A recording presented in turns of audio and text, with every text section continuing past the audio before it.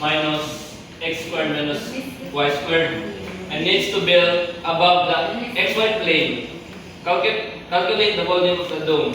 Solution. So ang solution is, ang cylindrical coordinates is x is equals to r cosine theta, y is equals to r sine theta, z is equals to z. So ang dv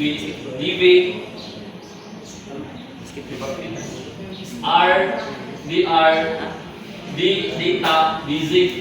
So ang equation of the cylindrical coordinates, ang cylindrical coordinates daw ang equation is z is equals to 25 minus r squared.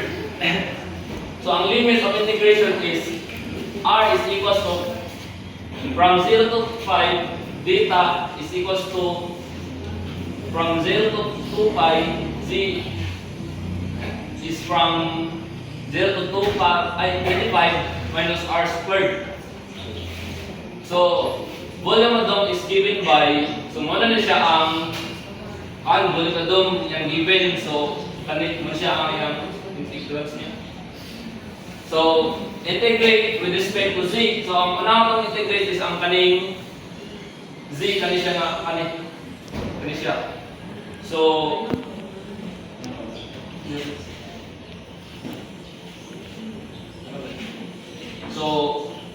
z ay 0 from 0 to 25 minus r squared dz is equals to z. Ako na siya i-shortcut.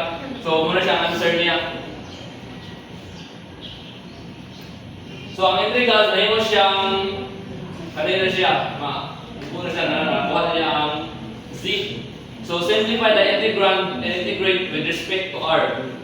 So para sa gyapon, the same na gyapon, ako na gyapon siyang shortcut type. Diba? Gusto ko ng integrity pero ano siya?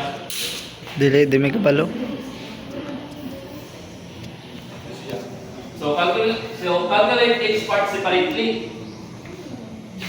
So we calculate, for example, shortcut gyapon na ako, kaya taas na kayong solution. So muna siya 312.5 and ang other part is 156.25. So the combined integral is 1. Ang buhatan is atras siyang minus. So 312.5 minus 156.25 is equals to 156.25. So ang integral na lang mabilin is ang kanina lang mabilin nga integral. Ay mo siya na. So integrate with respect to data. So integrate, i-shortcut muna ako So ano siya answer? So 112.5 pi cubic units ang volume sa dome.